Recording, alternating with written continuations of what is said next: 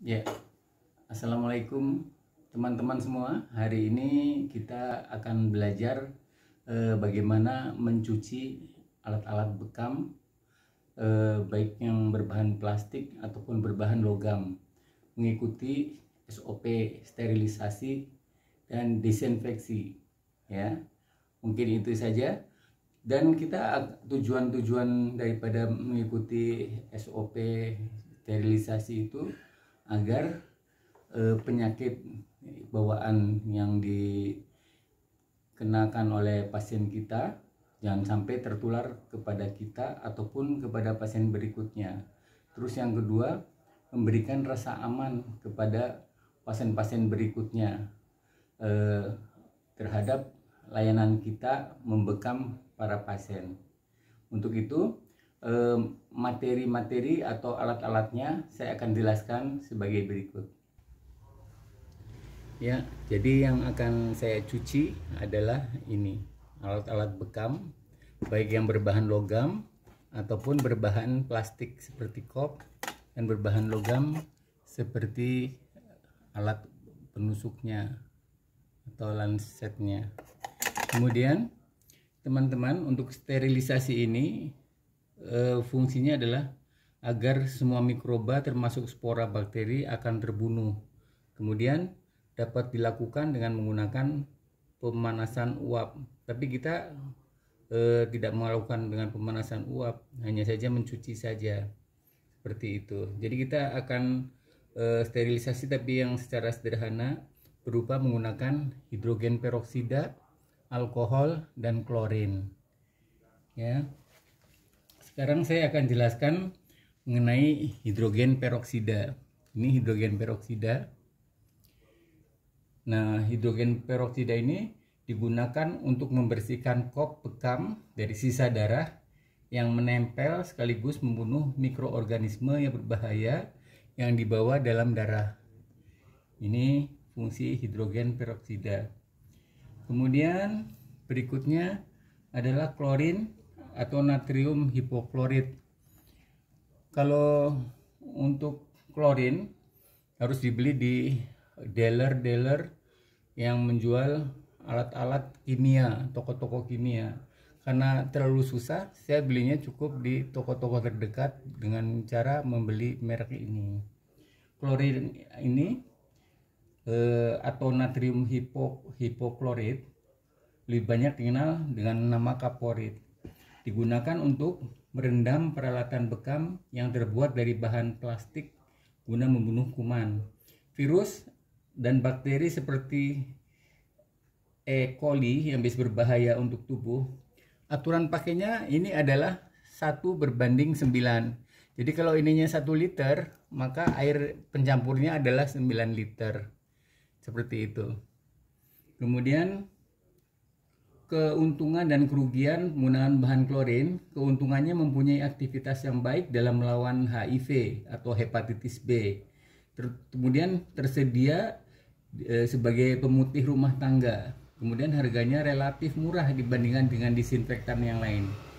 Kerugian lain, dia bersifat korosif sehingga perlu berhati-hati jika menggunakannya terhadap permukaan logam. Kemudian kerugian yang kedua, natrium hipoklorit mudah rusak sesudah dilarutkan. Nah, kesalahan dapat terjadi pada saat mencairkan larutan. Jadi kita waspadai itu. Berikutnya, alat yang digunakan adalah alkohol 70%. Alkohol 70% ini digunakan untuk mendisinfeksi peralatan bekam yang terbuat dari bahan-bahan logam. Kalau mau lebih lengkap bisa ditambahkan dengan formalin. Ya. Teman-teman, demikian materi peralatan yang akan saya pergunakan. Selanjutnya, kita akan membersihkan alat-alat bekam di wastafel. Ya, teman-teman, saya barusan menyelesaikan satu pasien. Kemudian saya akan mencuci bekas-bekas pasien kopnya, kop bekas pasien ini. Saya akan mencucinya. Nah, caranya demikian. Ya, ini kan masih banyak tercampur dengan darah. Kita bersihkan. ada penyaringnya.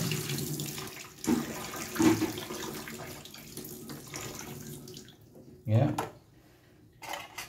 nah ini ya, ini teman-teman, ini masih kotor. Nah, untuk agar steril, kita akan bersihkan masing-masing dengan hidrogen peroksida. Kita akan semprot masing-masing dengan hidrogen peroksida semuanya, ya. Ya, yang setelah tadi dikasih hidrogen peroksida, kita bersihkan di air mengalir.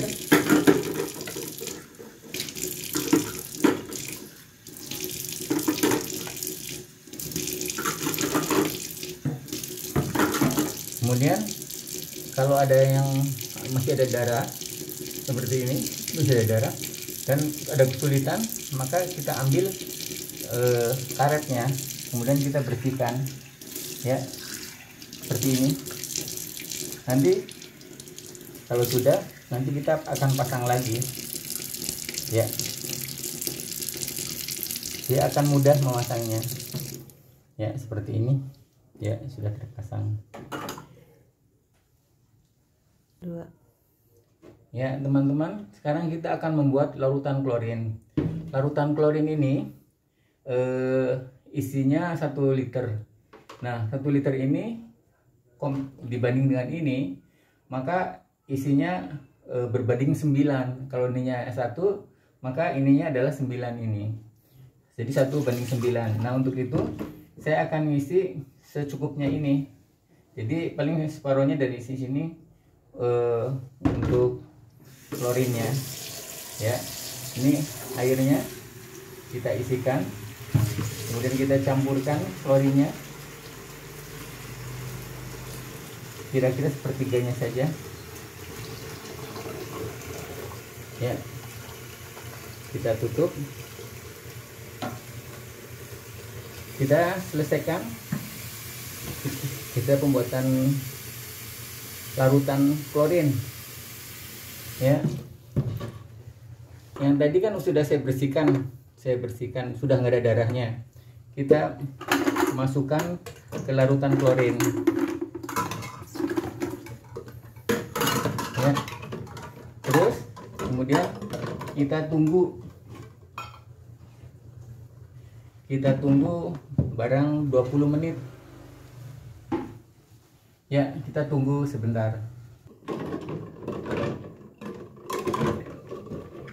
ya teman-teman. Pastikan semua kop terendam larutan. Ini untuk waktu 15-20 menit.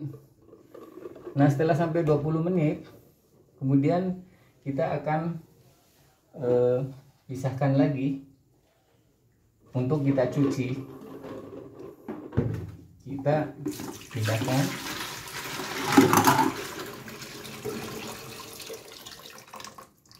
ya. Kemudian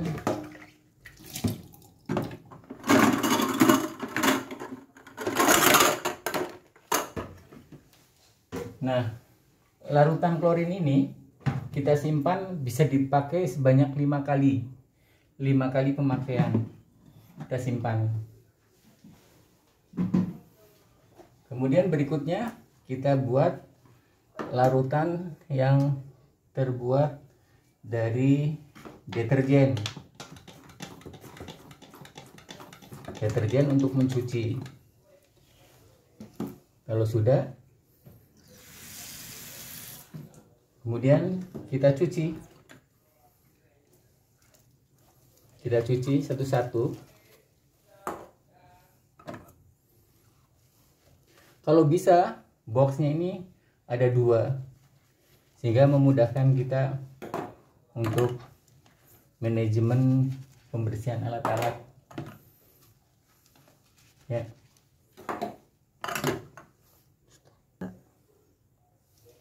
Ya, kemudian kita membersihkan.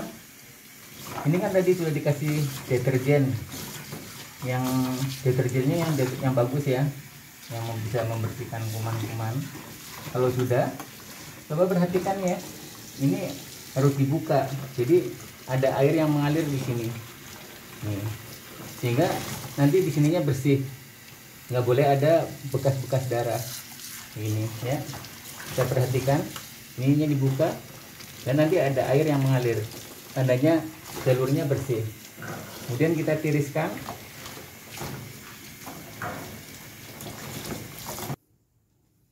Ya, proses pentirisan udah selesai. Sekarang kita akan melanjutkan ke yang berikutnya, adalah menyemprot dengan alkohol, baik di dalam ataupun di luar, satu persatu, agar mikroba yang berbahaya bisa terbunuh. Ya, ini hampir kering setelah disemprot dengan alkohol. Kemudian berikutnya adalah kita akan membersihkan alkohol yang tadi dengan cotton atau dengan kasa. Kita bersihkan untuk pengeringan, biar mempercepat pengeringan. Kita langkah berikutnya adalah memasukkan ke sterilisator, tapi itu belum saya bahas sekarang, nanti akan dibahas dengan pertemuan berikutnya. Ya, ini saya bersih. Yang bersih kita keringkan. Ya, semuanya kita keringkan. Ya, teman-teman, tram-tram, akhirnya selesai pembersihan kop. Ya, pembersihan kop sudah selesai. Ini semua sudah bersih. Kita akan masukkan ini ke step berikut, adalah ke mesin sterilisator. Lalu berikutnya kita masih ada PR, yaitu membersihkan alat-alat yang terbuat dari logam. Ya, terbuat dari logam. Ini mesin penjarumnya sama penyimpannya. Ya. Ya, teman-teman, ini ada bekas darah. Kita akan bersihkan. Caranya kita lepas dulu. Kita lepas dulu mesinnya. Kemudian kita bersihkan ini juga. Kemudian jarumnya kita simpan di tempat terpisah ya. Ini nanti dikumpulkan dengan jarum-jarum yang lain, kemudian bisa kita kirim ke puskesmas untuk dibuang atau kita tanam di bumi. Nah, teman-teman, biasanya ini suka terjadi kotor. Nah, kalau ininya kotor, kita harus buka satu-satu. Kemudian ini biasanya harus kita bersihkan. Caranya dengan sabun. Ya, ini dengan sabun kita bersihkan. Ya, nggak usah semuanya sesekali boleh, semuanya sesekali. Karena ini kan terbuat dari besi. Kalau bercampur dengan air, maka dia cepat korosi atau berkarat. Nah, yang utama adalah ini. Yang utama ini. Dan ini sesekali boleh dibersihkan total, tapi kalau setiap hari ininya aja, yang setiap hari kita bersihkan. Ya, kita bersihkan. Nah, kalau yang di dalamnya kan susah, kita pakai alat lagi. Bisa tidak pakai sumpit. Ya, kita bersihkan seperti ini. Ini masuk bersih, sehingga ini kita lihat semuanya bersih, clean. Ya, semuanya bersih. Jadi steril. Maksudnya bersih. Nanti ditaruh di mesin lagi, di ionisasi. Ini udah selesai untuk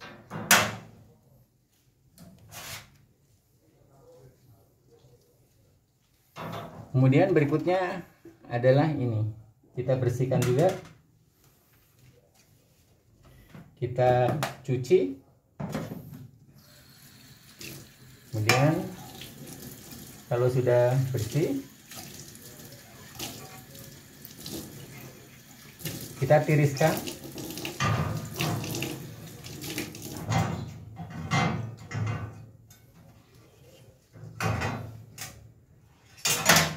Ya.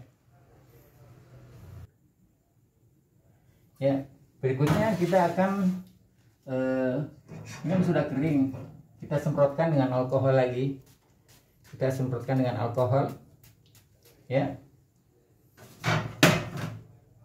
Berikutnya kita semprotkan dengan alkohol juga. Terus ini kita semprotkan alkohol. Kemudian kita bersihkan lagi dengan kasa. Kita bersihkan dengan kasa.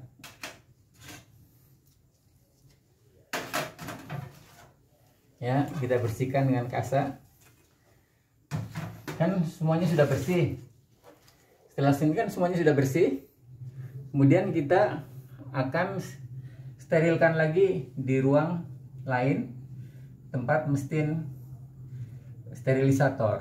Ya, ya teman-teman, akhirnya selesai sudah mencuci dan membersihkan alat-alat yang terbuat dari plastik seperti kop dan alat penjarumannya yang terbuat dari logam sudah selesai.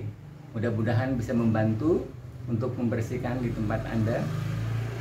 Kemudian jangan lupa untuk like, comment, and share untuk masukan kami berikutnya. Dan salam sehat dari Rumah Sehat Tera Afiat.